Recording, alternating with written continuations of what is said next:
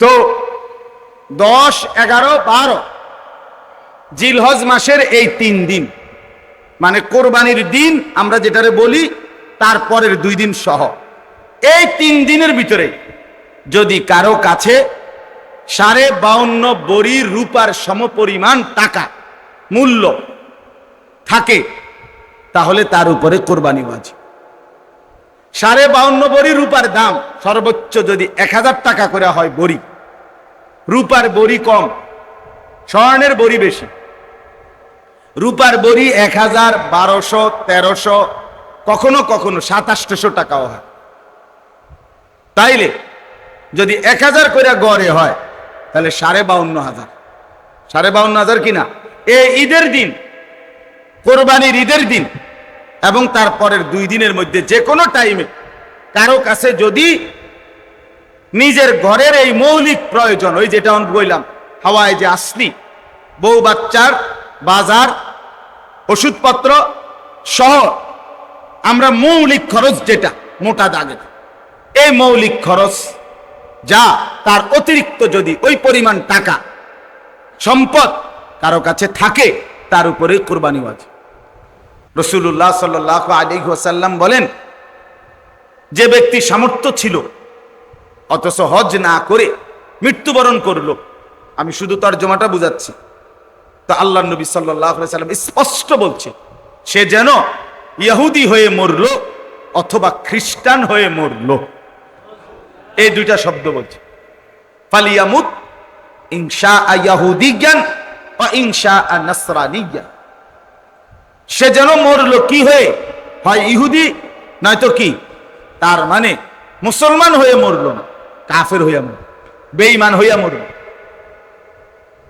আপনি ভয় চিন্তা করেন তো কি পরিমাণ ভয়ানক বিষয়টা, কতটা ভয়ানক বলে। আহা, আমি সারা জীবন আমার সংসারটার লেগে কষ্ট করলাম, আমি 4টা ফোলা 5টা মাইয়া বিয়ে দিলাম, আমি এতগুলো ঘর বাড়ি বাজার ব্যবসা কত ঘাম ঝরলো আমার, কিন্তু আমি খামখেয়ালি করে হজ করলাম না।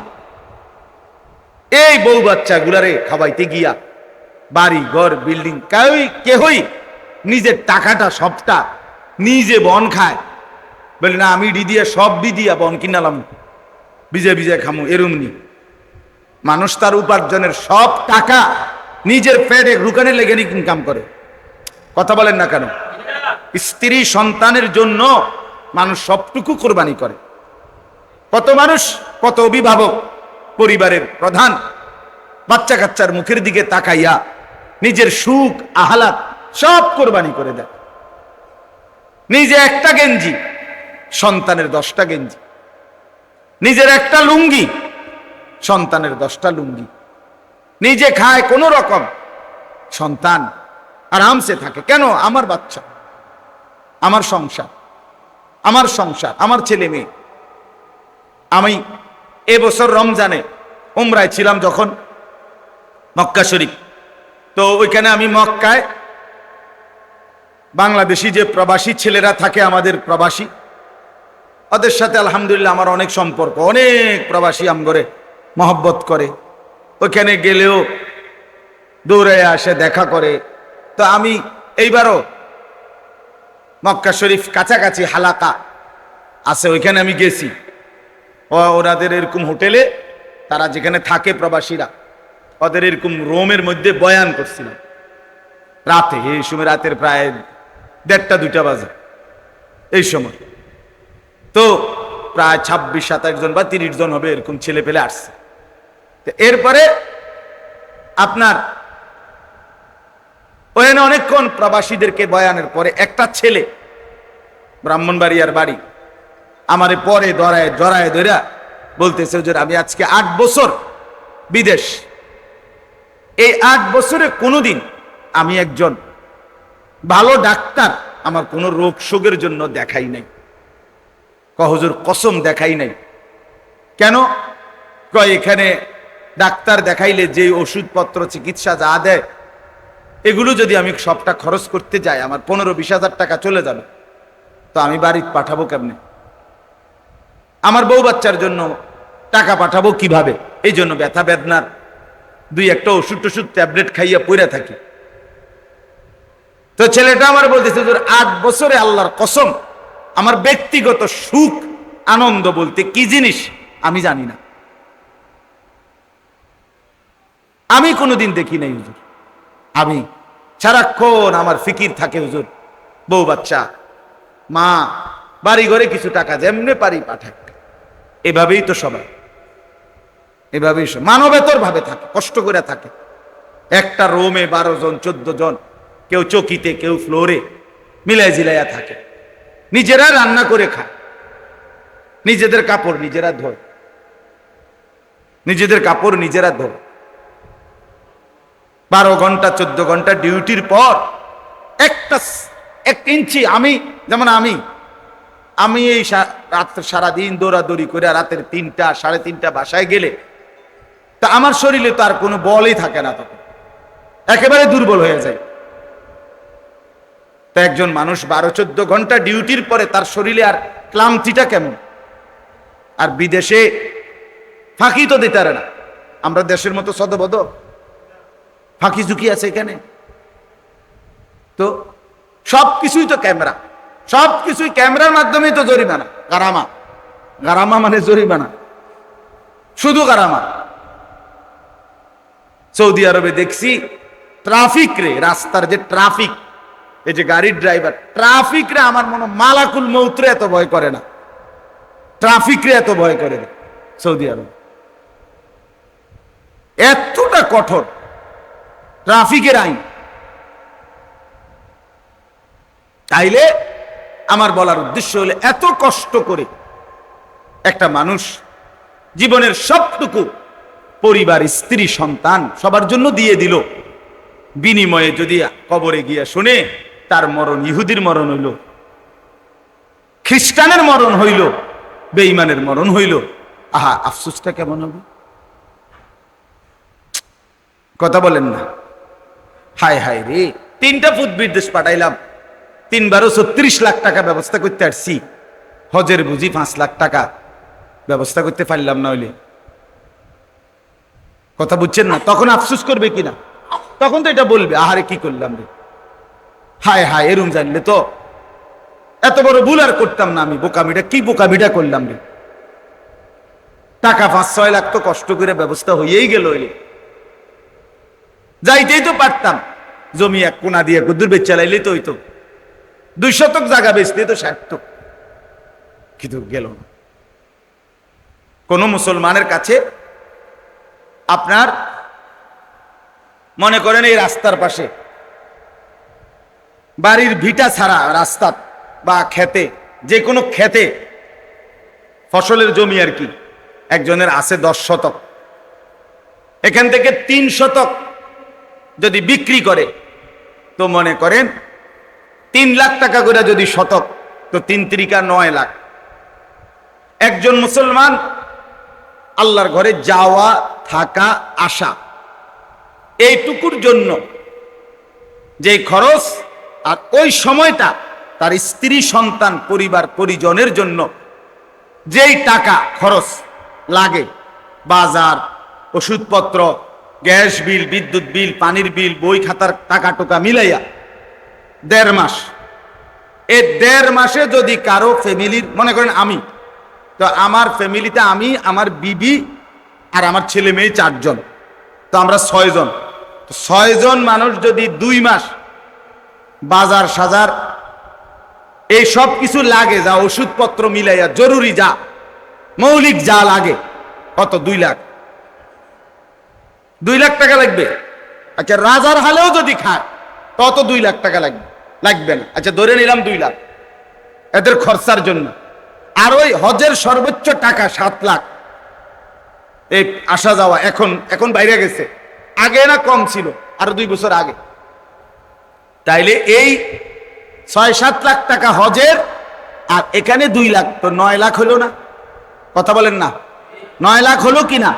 তাহলে এখন এই লোক, যেই লোকের এই 2 শতক, 3 শতক, 4 শতক জমি বিক্রি করে বউ বাচ্চার খরচ এবং হজের খরচ মিলাইতে পারবে, তারপরেও অতিরিক্ত আরো জমি তো আছে, এনে না 10 শতক জায়গা আপনি বেচলেন 3 শতকে না, তা আরো 7 শতক, আরো 6 শতক, আরো 5 শতক জায়গা আছে কিনা বলেন?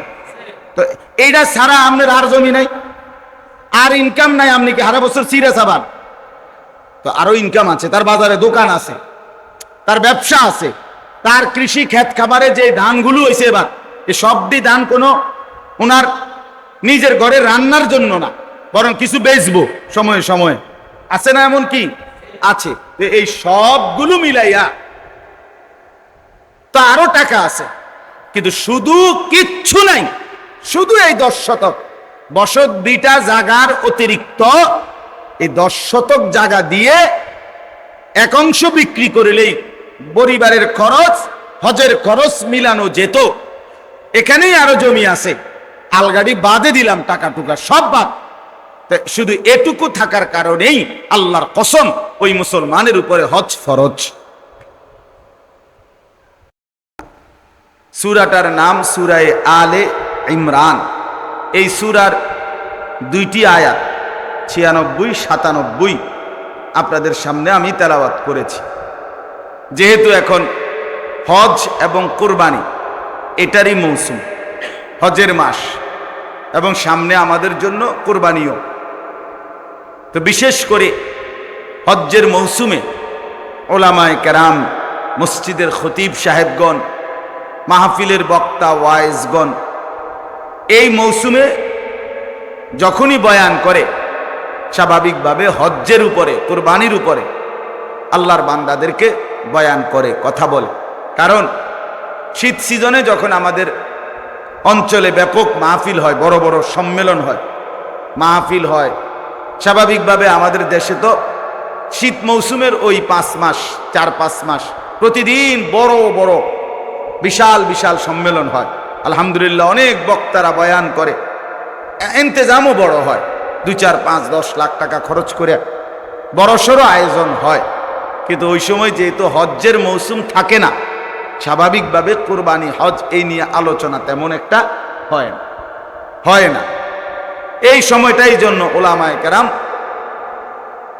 রমজানের পর থেকে কুরবানির আগ পর্যন্ত বেশি হজের বয়ানের উপরে আল্লাহর বান্দাদেরকে উৎসাহিত করে, যাতে করে মুসলমানের ভিতরে প্রেরণা জাগে, উৎসাহ জাগে আল্লাহর ঘর জিয়ারতের, আল্লাহর ইবাদত পালনে।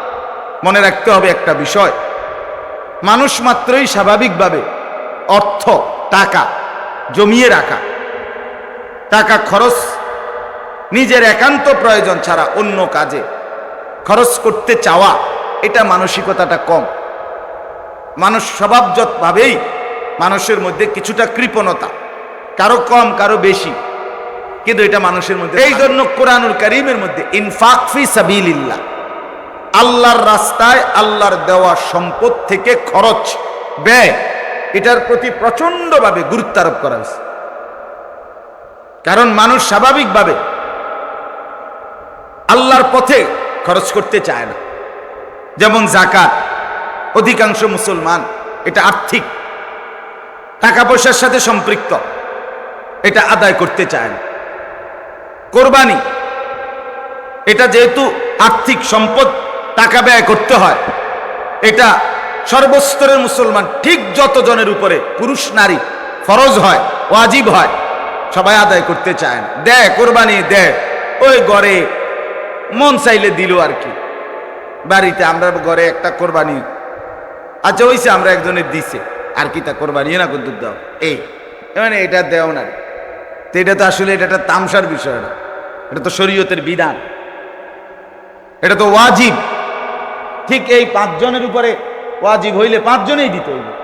আমনে হেনে টাকা নাই, এই নাই, অহন এই আছি, সেই হইছে, ফোলাগা মাত্র 15 দিন আগে বিদেশ পাঠাইছি, দোতলার ছাদ ডালাই দিছি, এ সমস্ত বাজে কথা বলার কোনো সুযোগ নাই। শরীয়তের বিধান তো বিধান। তাহলে যত মুসলমানের উপরে কোরবানি ওয়াজিব হয়, পুরুষ কিংবা নারী, ব্যাপকভাবে তারা দেয় না, অথচ দিতে হবে, এটা তো ওয়াজিব। যাকাত এটা তো ফরজ, ফরজ ওয়াজিব। হজ যত মুসলমান হজে যায় প্রতি বছর, মানুষ একেবারে প্রত্যেক বছরই ধরে নিলাম যায়, যায় তো 50,000, যায় তো 1 লাখ, কিন্তু হজ 16 কোটি মুসলমানের মধ্যে, আপনার 14 কোটি 15 কোটি মুসলমানের মধ্যে প্রতি বছর শুধু এই 50,000 1 লক্ষ লোকের উপরে হজ ফরজ হয়। কথা বুঝছেন না? কি পরিমাণ মুসলমানের উপরে ফরজ হয়? অনেক অনেক অনেক অনেক, আমাদের কল্পনারও বাহিরে। তাহলে এই বিপুল পরিমাণ মুসলমানের উপরে হজ ফরজ হয়, ফরজ এটা, কিন্তু এটা আদায় করার প্রতি আন্তরিকতা আগ্রহ বোধ করে না।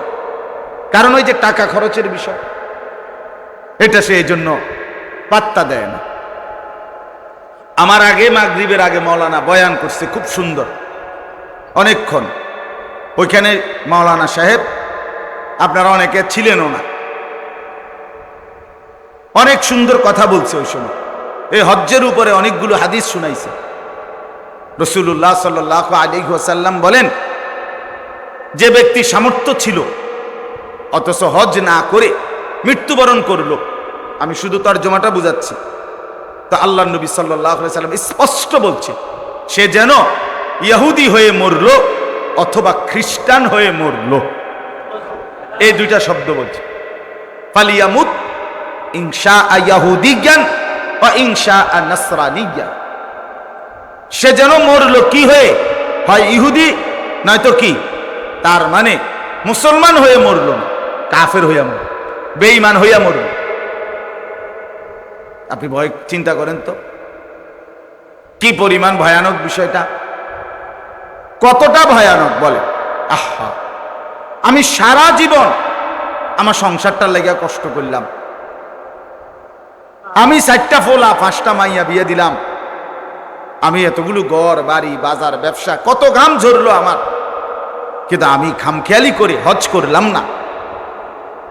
এই বউ বাচ্চা গুলারে খাওয়াইতে গিয়া বাড়ি ঘর বিল্ডিং কেহই নিজের টাকাটা সবটা নিজে বন খায়, বলি না আমি দিয়া সব দিয়া বন কিনালাম, বিজে বিজে খামু, এরুমনি। মানুষ তার উপার্জনের সব টাকা নিজের পেটে রুকানে লেগে ইনকাম করে। কথা বলেন না কেন? স্ত্রী সন্তানের জন্য মানুষ সবটুকু কোরবানি করে। কত মানুষ, কত অভিভাবক, পরিবারের প্রধান বাচ্চা কাচ্চার মুখের দিকে তাকাইয়া নিজের সুখ আহ্লাদ সব কোরবানি করে দেয়। নিজে একটা গেঞ্জি, সন্তানের 10টা গেঞ্জি, নিজের একটা লুঙ্গি, সন্তানের 10টা লুঙ্গি, নিজে খায় কোনো রকম, সন্তান আরামসে থাকে। কেন? আমার বাচ্চা, আমার সংসার, আমার সংসার, আমার ছেলে মেয়ে। আমি এবছর রমজানে উমরায় ছিলাম যখন, মক্কা শরীফ, তো ওইখানে আমি মক্কায় বাংলাদেশি যে প্রবাসী ছেলেরা থাকে, আমাদের প্রবাসী, ওদের সাথে আলহামদুলিল্লাহ আমার অনেক সম্পর্ক, অনেক প্রবাসী আমগরে মহব্বত করে, ওইখানে গেলেও দৌড়ে আসে, দেখা করে। তো আমি এইবারও মক্কা শরীফ কাছাকাছি হালাকা আছে, ওইখানে আমি গেছি। ওনাদের এরকম হোটেলে, তারা যেখানে থাকে প্রবাসীরা, ওদের এরকম রোমের মধ্যে বয়ান করছিলাম রাতে, এই সময় রাতের প্রায় 1:30-2টা বাজে এই সময়। তো প্রায় 26-27 জন বা 30 জন হবে এরকম ছেলে পেলে আসছে। তো এরপরে আপনার ওখানে অনেকক্ষণ প্রবাসীদেরকে বয়ানের পরে একটা ছেলে, ব্রাহ্মণবাড়িয়ার বাড়ি, আমারে পরে জড়ায় ধরা বলতেছে, হুজুর আমি আজকে 8 বছর বিদেশ, এই 8 বছরে কোনোদিন আমি একজন ভালো ডাক্তার আমার কোনো রোগ শোকের জন্য দেখাই নাই। হুজুর কসম দেখাই নাই। কেন? কয় এখানে ডাক্তার দেখাইলে যে ওষুধপত্র চিকিৎসা যা দেয়, এগুলো যদি আমি সবটা খরচ করতে যাই আমার 15-20 হাজার টাকা চলে যাবে, তো আমি বাড়ি পাঠাবো কেমনে? আমার বউ বাচ্চার জন্য টাকা পাঠাবো কিভাবে? এই জন্য ব্যথা বেদনার 2-1টা ওষুধ ট্যাবলেট খাইয়া পড়ে থাকি। তো ছেলেটা আমার বলতেছে, 8 বছরে আল্লাহর কসম আমার ব্যক্তিগত সুখ আনন্দ বলতে কি জিনিস আমি জানি না, আমি কোনোদিন দেখি নাই হুজুর। আমি সারাক্ষণ আমার ফিকির থাকে হুজুর, বউ বাচ্চা, মা, বাড়ি ঘরে কিছু টাকা যেমনে পারি পাঠাই। এভাবেই তো সবাই, এভাবেই মানবেতর ভাবে থাকে, কষ্ট করে থাকে। একটা রুমে 12 জন 14 জন, কেউ চকিতে কেউ ফ্লোরে মিলাই জিলাইয়া থাকে। নিজেরা রান্না করে খায়, নিজেদের কাপড় নিজেরা ধোয়, নিজেদের কাপড় নিজেরা ধোয়। 12 ঘন্টা 14 ঘন্টা ডিউটির পর এক ইঞ্চি, যেমন আমি এই রাত্রে সারাদিন দৌড়াদৌড়ি করে রাতের 3টা 3:30 বাসায় গেলে তা আমার শরীরে তো আর কোনো বলই থাকে না, তখন একেবারে দুর্বল হয়ে যায়। তো একজন মানুষ 12-14 ঘন্টা ডিউটির পরে তার শরীরে আর ক্লান্তিটা কেমন? আর বিদেশে ফাঁকি তো দিতে পারে না, আমরা দেশের মতো সদবদ ফাঁকি ঝুঁকি আছে এখানে। তো সবকিছুই তো ক্যামেরা, সবকিছুই ক্যামেরার মাধ্যমেই তো জরিমানা। গারামা মানে জরিমানা, শুধু গারামা। সৌদি আরবে দেখছি ট্রাফিক রে, রাস্তার যে ট্রাফিক, এই যে গাড়ির ড্রাইভার, ট্রাফিক রে আমার মনে মালাকুল মৌতরে এত ভয় করে না, ট্রাফিক রে এত ভয় করে না সৌদি আরবে। এতটা কঠোর ট্রাফিকের আইন। তাইলে আমার বলার উদ্দেশ্য হলো, এত কষ্ট করে একটা মানুষ জীবনের সবটুকু পরিবার, স্ত্রী, সন্তান সবার জন্য দিয়ে দিল, বিনিময়ে যদি কবরে গিয়া শুনে তার মরণ ইহুদির মরণ হইল, খ্রিস্টানের মরণ হইল, বেঈমানের মরণ হইল, আহা, আফসোসটা কেমন হবে? কথা বলেন না? হায় হায় রে, 3টা ফুট বিদেশ পাঠাইলাম, 3বারও 36 লাখ টাকা ব্যবস্থা করতে আসছি, হজের বুঝি 5 লাখ টাকা ব্যবস্থা করতে পারলাম না হইলে। কথা বুঝছেন না? তখন আফসোস করবে কিনা? তখন তো এটা বলবে, আহারে কি করলাম রে, হায় হায়, এরম জানলে তো এত বড় ভুল আর করতাম না আমি, বোকামিটা করলাম রে। টাকা 5-6 লাখ তো কষ্ট করে ব্যবস্থা হয়েই গেল, যাইতেই তো পারতাম, জমি এক কোনা দিয়ে কুদ্দুর বেচ চালাইলে তো হইতো, 2 শতক জায়গা বেচতে তো সারত, কিন্তু গেল না। কোন মুসলমানের কাছে আপনার মনে করেন এই রাস্তার পাশে বাড়ির ভিটা ছাড়া রাস্তা বা খেতে, যে কোনো খেতে ফসলের জমি আর কি, একজনের আছে 10 শতক, এখান থেকে 3 শতক যদি বিক্রি করে তো মনে করেন 3 লাখ টাকা করে যদি শতক, তো 3 × 9 লাখ। একজন মুসলমান আল্লাহর ঘরে যাওয়া, থাকা, আসা, এইটুকুর জন্য যে খরচ, আর ওই সময়টা তার স্ত্রী, সন্তান, পরিবার পরিজনের জন্য যেই টাকা খরচ লাগে, বাজার, ওষুধপত্র, গ্যাস বিল, বিদ্যুৎ বিল, পানির বিল, বই খাতার টাকা টোকা মিলাইয়া 1.5 মাস, এই 1.5 মাসে যদি কারো ফ্যামিলির, মনে করেন আমি, তো আমার ফ্যামিলিতে আমি, আমার বিবি আর আমার ছেলে মেয়ে 4 জন, তো আমরা 6 জন। 6 জন মানুষ যদি 2 মাস বাজার সাজার এই সব কিছু লাগে, যা ওষুধপত্র মিলাইয়া জরুরি যা মৌলিক যা লাগে, কত? 2 লাখ। 2 লাখ টাকা লাগবে। আচ্ছা, রাজার হালেও যদি খায় তত 2 লাখ টাকা লাগবে না। আচ্ছা, ধরে নিলাম 2 লাখ এদের খরচার জন্য। আর ওই হজের সর্বোচ্চ টাকা 7 লাখ, এই আসা যাওয়া, এখন বাইরে গেছে, আগে না কম ছিল, আরো 2 বছর আগে। তাইলে এই 6-7 লাখ টাকা হজের, আর এখানে 2 লাখ, তো 9 লাখ হলো না? কথা বলেন না? 9 লাখ হলো কিনা? তাহলে এখন এই লোক, যেই লোকের এই 2 শতক, 3 শতক, 4 শতক জমি বিক্রি করে বউ বাচ্চার খরচ এবং হজের খরচ মিলাইতে পারবে, তারপরেও অতিরিক্ত আরো জমি তো আছে, এনে না 10 শতক জায়গা আপনি বেচলেন 3 শতকে না, তা আরো 7 শতক, আরো 6 শতক, আরো 5 শতক জায়গা আছে কিনা বলেন? তো এইটা ছাড়া আপনার আর জমি নাই, আর ইনকাম নাই, আপনি কি সারা বছর চিরা চাবান? তো আরো ইনকাম আছে, তার বাজারে দোকান আছে, তার ব্যবসা আছে, তার কৃষি ক্ষেত খাবারে যে ধানগুলো হয়েছে এবার, এই সবটি ধান কোনো ওনার নিজের ঘরে রান্নার জন্য না, বরং কিছু বেচবো সময়ে সময়ে, আছে না এমন কি আছে? তো এই সবগুলো মিলাইয়া তো আরো টাকা আছে, কিন্তু শুধু কিচ্ছু নাই, শুধু এই 10 শতক বসত 2টা জায়গার অতিরিক্ত এই 10 শতক জায়গা দিয়ে এক অংশ বিক্রি করলেই পরিবারের খরচ, হজের খরচ মিলানো যেত। এখানেই আরো জমি আছে, আলগাড়ি বাদে দিলাম, টাকা টুকা সব বাদ, শুধু এটুকু থাকার কারণেই আল্লাহর কসম ওই মুসলমানের উপরে হজ ফরজ।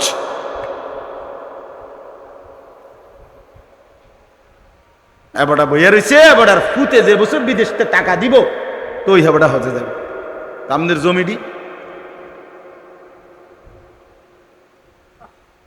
কথা বলেন না কেন, আপনার জমি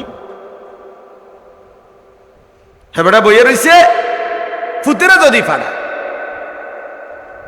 হেবাটা বৈশা রয়েছে, যদি এই দুনো মাইয়া বিয়ে দিয়ে সারে এরপরে যদি টাকা থাকে মিলাইতারে তো যাইব, নাহলে বাদ দে।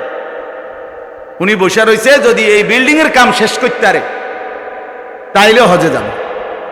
উনি বসে রয়েছে, বাড়িতে মোট জমি হইল বসতে 20 শতক, তার সাসার লগে দিয়ে আরো 10 শতক আছে, এ জমিয়ান যদি কিনতে আরে আল্লাহ আল্লাহ করিয়া, তাইলে বাড়িটা একটু সুন্দর হয়, গেটটা সুন্দর হয়, ওয়ালটা সুন্দর হয়, এরপরে আমরা হজে যাইব। হ্যাঁ, বাবা মুসলমান, হজ ফরজ হওয়ার সাথে এগুলোর কি সম্পর্ক? ছেলের বিয়ে, মেয়ের বিয়া, ছেলের বিদেশ, বাড়ির বিল্ডিং, জমি ক্রয়, এগুলোর সাথে হজ্জের কোনো সম্পর্ক আছে কি? আল্লাহ আমাদেরকে বুঝার তৌফিক দান করে। এই জন্য বললাম এটা গুরুত্বপূর্ণ, অনেক গুরুত্বপূর্ণ বিষয় হজ। আমি শুধু একটা মাসালা বললাম, এখানে এটা পুরা অগণিত ফতুয়া এখানে আছে, তো আমি বুঝানোর জন্য বললাম, আপনার একটা স্যাম্পল বললাম আর কি। আপনি এবার চিন্তা করেন, 20 শতক 30 শতক জায়গার মধ্যে 2-4-5 শতক জায়গা বেচ্চা হজে যাওয়া যাইতো, এরকম মুসলমান সামর্থ্যবান বাংলাদেশের 16 কোটি 12 কোটি মুসলমানের মধ্যে সর্বোচ্চ 10,000। বুঝছেন না কথাটা? হ্যাঁ, এরকম মুসলমান বুঝি অভাব পড়ছে? অসংখ্য মুসলমান, অগণিত মুসলমান, অগণিত মুসলমানের উপরে হজ ফরজ, কিন্তু সে গুরুত্ব দিচ্ছে না। বললাম এটা খামখেয়ালি, মনে যদি একান্তই দুনিয়ার সব শেষ করে যদি একান্তই মন চায় তাইলে যায়। এটা একটা বাচ্চা, তা ঠিক আছে, আর জন কোনো কামে নাই তো ঠিক আছে যা, তাই না টুই না কোন রকম টাকা মিলাইয়া আল্লাহর ঘর দেখে যা।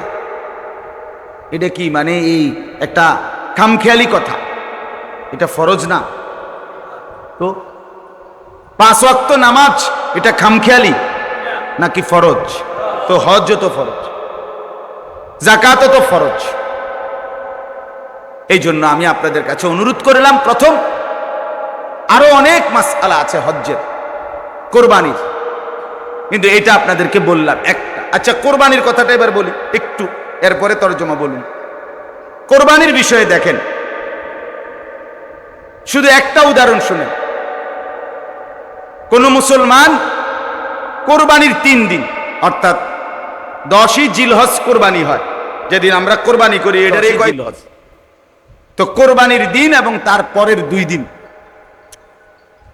মোবাইলটা সাউন্ড এ করে দেন তো, সাউন্ড এ করে দাও। তো 10, 11, 12 জিলহজ মাসের এই 3 দিন, মানে কোরবানির দিন আমরা যেটারে বলি, তারপরের 2 দিন সহ, এই 3 দিনের ভিতরে যদি কারো কাছে 52.5 বড়ি রূপার সমপরিমাণ টাকা মূল্য থাকে, তাহলে তার উপরে কোরবানি ওয়াজিব। 52.5 বড়ি রূপার দাম সর্বোচ্চ যদি 1000 টাকা করে হয় বড়ি, রূপার বড়ি কম, স্বর্ণের বড়ি বেশি। রূপার বড়ি 1000, 1200, 1300, কখনো কখনো 2700 টাকাও হয়। তাইলে যদি 1000 করে গড়ে হয় তাহলে 52,500, 52,500 কিনা।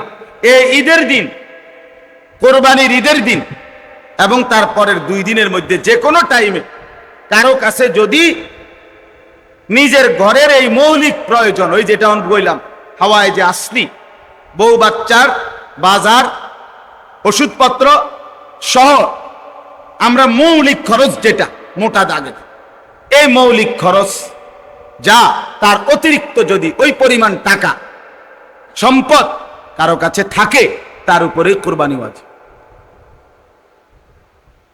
আল্লাহ রাসূল সাল্লাল্লাহু আলাইহি ওয়াসাল্লাম বলেন, যার উপরে কুরবানি ওয়াজিব হলো অথচ কুরবানি সে করলো না, রাসূলুল্লাহ সাল্লাল্লাহু আলাইহি ওয়াসাল্লাম স্পষ্ট বলছেন, ফালা ইয়াকরাবান্না মুসাল্লানা, সে যেন ঈদগাহে না আসে, সে যেন আমাদের নামাজে না আসে।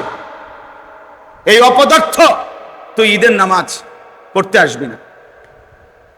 রাসূলুল্লাহ সাল্লাল্লাহু আলাইহি ওয়াসাল্লাম স্পষ্ট নিষেধ করছে, নাফরমান তুই আসবি না, তুই উত্তালা, তুই ঘরে থাক। বলেন,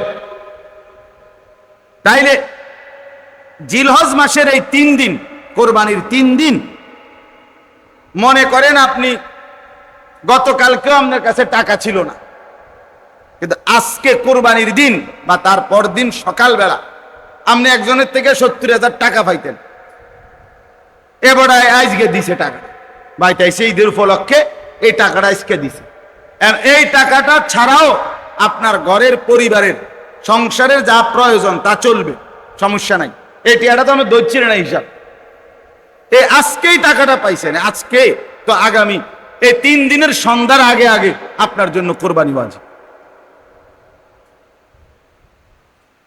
যে মহিলার কাছে স্বর্ণ আরো কিছু নগদ টাকা আছে, দুইটা মিলাইয়া যদি, যেমন একজন মহিলার কাছে মনে করেন 1 ভরি স্বর্ণ আছে, 2 ভরি, 1.5 ভরি, এটা তো থাকেই, একেবারে ন্যূনতম 1-1.5 ভরি স্বর্ণ তো যে কোনো মহিলারে আছে, বুড়া বেড়িতে আছে, মহিলারও আছে, একেবারে গরিব গুণাবার ঘরেও আছে। সাথে যদি ওই 3 দিন এই মহিলার কাছে আলগা কিছু টাকাও আছে, 10,000, 5,000, 20,000, 15,000, উনার টাকা, এটি উনার মহিলার নিজের টাকা, স্বামী দিছে, নয়তো ছেলে দিছে, নয়তো বাপের বাড়ির থেকে দিছে, যেমনি হোক দিছে, এই স্বর্ণ আর ওই টাকাটা মিলাইয়া যদি 52,500 টাকার দামের চাইতে বেশি হয়, এই মহিলার উপরে কোরবানি ওয়াজিব, নিঃসন্দেহে ওয়াজিব। তাইলে 1 ভরি স্বর্ণের দাম তো হলো 80,000, ওনার কাছে আরো আছে 5,000 ব্যক্তিগতভাবে টাকা, তো 85,000 ধরেন, তো 85,000 টাকা 52,500 চাইতে কম, তো তাইলে এই মহিলার উপরে কোরবানি ওয়াজিব হলো কিনা? কই আমাদের সমাজে কয়জন মহিলার কোরবানি দেয়? বেড়িরে গুস্ত না খাবায়, কিন্তু কোরবানি কো, রুটি গুস্ত না খায় উনি, কিন্তু কোরবানি হইও কই। রাসূলুল্লাহ সাল্লাল্লাহু আলাইহি ওয়াসাল্লাম বলেন, যে ব্যক্তি সামর্থ্য থাকার পরেও কোরবানি করলো না, সে যেন আমাদের নামাজে না আসে। কি পরিমাণ ধমক দিছে! তাহলে আমি এই 2টা মাসালা আপনাদের বুঝাই, কোরবানির বিষয়ে বুঝা দরকার। আপনি মনে করেন ছেলেটা বিদেশ, অধিকাংশ মানুষের ছেলে বিদেশ আছে, তাহলে সে টাকা রোজগার করে, এখন হে প্রত্যেক মাসে বা 2 মাসে 3 মাস পর পরই বাফেরে 20,000, 30,000 টাকা দেয়। এই ছেলেটা বাপের লাগিয়া পাঠায়, বাপ মার লাগিয়া। এখন কোরবানির সামনে এই উপলক্ষে ছেলেটা 30,000 টাকা পাঠাইছে, অথবা অন্যান্য বারের চাইতে 5,000 বেশি পাঠাইছে। বলেন, আগে পাঠাইতো সবসময় 30,000, যেহেতু কোরবানি এই জন্য পাঠাইছে 40,000, কথার কথা 10,000 বেশি পাঠাইছে। এখন এই টাকাটা দিয়া ছেলেটার মা এবং বাপের কোরবানি করছে, বাপমার নামে কোরবানি দিছে। এখন ছেলেটা, তার কাছে তো টাকা আছে, তার তো এই শুধু 30,000 টাকা না, তার কাছে তো তার ব্যক্তিগত জমানো টাকা আছে। তো তার কাছে তো অবশ্যই 52,500 টাকার অতিরিক্ত টাকা তার কাছে ব্যাংকে হোক যেখানে হোক তার কাছে জমা আছে না? কথা বলেন না কেন? তাহলে এই ছেলেটার উপরে কোরবানি ওয়াজিব কিনা বলেন না? তো এখন তার যে বাংলাদেশে তার বাপ মার নামে কোরবানি হলো, দিল, তো তাদের সওয়াব হইল, ঠিক আছে, তাদের কোরবানিও হয়েছে, কিন্তু এই ছেলের কোরবানি আদায় হয়েছে নি? কথা বলেন না কেন? তো এই 10 বছর ধরে ফুলাগা বিদেশ থেকে টাকা পাঠায়, বাপ মার নামে কোরবানি হয়, তার কোরবানি? সে তো গুনাহগারী থেকে গেল, সে তো নাফরমানি থেকে গেল। এই ছেলের জন্য তো ঈদের নামাজ পড়তে নিষেধ করছে আল্লাহ, নবীজি সাল্লাল্লাহু আলাইহি সাল্লাম। তুই তো পাপী রয়ে গেল। তাইলে বলেন কি পরিমাণ মুসলমান, এই চিন্তা হিসাব করিলে কত পরিমাণ প্রবাসী অসংখ্য এমন আছে যারা বাপমার নামে কোরবানি দেয় কিন্তু তার কোরবানি দেয় না। তো বলে বাপমার নামে কোরবানি দিত না? অবশ্যই দিব। বাপের যদি একটা লুঙ্গি লাগে, এর লেগে কি ফুতের লুঙ্গি কিনতো না? কথা কন না কেন? বাপের যদি একটা জামা লাগে, তো এর লেগে কি বাপের জামা আমি দিছি দেখা আমি আর খালি গায়ে আটমু নাকি? তো তাহলে এটা কথা হইলো কোনো?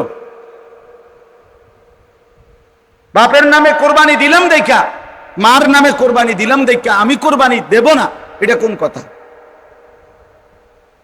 ছেলেটার দোকান অথবা ছেলেটা ঢাকা কাজ করে, চাকরি করে, যেটাই করুক, তে বাইতাইয়া তার কাছে কিন্তু টাকা আছে 60,000-এর বেশি, কিন্তু বাইতাইয়া মাতে না, তার বাপের হাতে টাকা 10,000 দিয়া দেন, আপনি কোরবানি দেন, গোস্ত না খাওন, আপনার নামে দেন, মুরব্বী মানুষ, আপনি মরিয়া গেলে আর পাইবেন কই কোরবানি? অথচ সে কিন্তু কি সামর্থ্যবান, কথা বুঝেন নাই আমার, তার কাছে টাকা আছে না, এই 10,000 টাকা ছাড়া তার দ্বারা আর টাকা নাই। তাহলে এই ছেলের উপরে তো কোরবানি ওয়াজিব, অথচ সে তার বাবার নামে কোরবানি দিল, বাবার সাথে শরীক দিয়া টাকা জমা দিয়া 10,000 টাকা বাবারে বুঝাই দিয়া শেষ। সে মনে মনে ভাবতেছে আমি তো কোরবানি দিছি, এই যে আব্বারে দিছি 10,000, তুই বেটা আব্বারে না 10,000 দিছ, কোরবানি দিছ কই? কোরবানি উপলক্ষে না 10,000 টাকা বাপেরে দিছ, তো তুমি তো সারা বছরই টাকা দাও, তো এখনো দিছো, এটা অসুবিধা কি? বাপমার খেদমত তুমি করবা না? বাপমারে তুমি দিবা না? বলেন কি পরিমাণ ছেলে যাদের কাছে টাকা আছে অথচ তারা কোরবানি দেয় না। বাইতাইয়ে নতুন জামা পিন্দা ঈদগাহে মুসল্লা লইয়া নামাজ পড়তে যায়, কিত্তা যাও বেউকুফ, তুই হুতাতে না থাকবি, তুই গোস্ত আনলে গোস্ত খাইবি। আরে বেটা তোরের বেটা ঈদগাহ যাইতে কইছে কে বেটা? এত সকাল ঘুমে তুটছু কিত্তা তুমি? গোস্ত রান্ধা হইলে না উঠবা, তোমার তো উড়াইবই তোমার আম্মা। এই জন্য এটা শরীয়তের বিধান। অনেক ছেলে আছে বালেগের উপরে কোরবানি ওয়াজিব। অনেক ছেলে আছে ঢাকা, চিটাগাং শহরে, বন্দরে চাকরি করে, ব্যবসা করে, তাদের কাছে টাকা আছে, হেতে অনুমনে করে আমি ফুলায় না। তুমি অবিবাহিত মনে করো, অবিবাহিত হইলেও কোরবানি যার উপরে ওয়াজিব হয় তাকে কোরবানি দিতে হবে না? না বউ থাকা সত্য? কথা কয় না, হয়তো তো এটা বুঝেই না, হয়তো মা এর বার্তাই দেয় না এটারে, হয়তো এটা কিছুই মনে যায় না। তাহলে এখানে বিবাহিত অবিবাহিত না, তো বালেগ হলেই শরীয়ত সম্মত টাকা, শরীয়ত নির্ধারিত যার কাছে আছে তাকে কোরবানি দিতে হবে। তাহলে অসংখ্য মহিলাদের উপরে কোরবানি ওয়াজিব হয়, অসংখ্য ছেলের উপরে। ছেলেটাই অল্প বয়সী 18 বছর 20 বছরের ছেলেরে বিদেশ পাঠাই দিছে, ফোলা বিদেশ থেকে টাকা পাঠায়, বছরের পর বছর বাপমার নামে কোরবানি হয়, অথচ তার কাছে আরো টাকা আছে। তাহলে ওই টাকাগুলোর কারণে তো তার উপরে কোরবানি ওয়াজিব। এই জন্য দয়া করে বাপ, আরো অনেক মাসালা আছে, আমি শুধু বুঝায় বলি। ওই 2 ভাই চাকরি করে অথবা 2 ভাই ব্যবসা করে, দোনো ভাইয়ের আলাদা 2টা দোয়ান, কিন্তু সংসারে একসাথে এমন আছে না? মানে ভিন্ন হয়েছে না আর কি, দোনো ভাই, বাপ মাও আছে ঘরে, তো বাপ মার লগে একসাথে খায়। তো কাজে যেহেতু তারা এখনো সংসার ভিন্ন হয় নাই, যাদের ঘরে বউ লইয়া যার যে আলাদা থাকে যদিও, কিন্তু রান্দাবাড়ি এক লগে একসাথে খায় দেয়। তো দোনো ভাইয়েই কামাই রোজগারি করে, দোনো ভাইয়েরই কি আছে, ইনকাম আছে। দোনো ভাই মিল্লা এবারটা 15,000, এবারটা 15,000 মিলাইয়া 30,000 টাকা আব্বার হাতে দিয়েছে, কোরবানি দেন আমরা। কারণ আমরা তো একসাথে খাই, গোস্ত তো রাইলে আমরা একসাথে খাও, আমরা কি আর এনে আলাদা খামুনি? তো গোস্তই তো খাওয়া, তো এটা তো আমরা একসাথে আসি। বুঝেন নাই কথাটা? তো এবারে এই 30,000 টাকা দিয়ে কার নামে কোরবানি দিল? বাপের নামে। তো তোমরা যে দুজন সামর্থ্যবান, তোমাদের কোরবানি কই হলো? এই দুইজন, তোমরা যে দুজনের উপরে কোরবানি ওয়াজিব হলো, তোমাদের কাছে তো 60,000 টাকা বা তদুর্ধ্ব টাকা আছে, তো এটা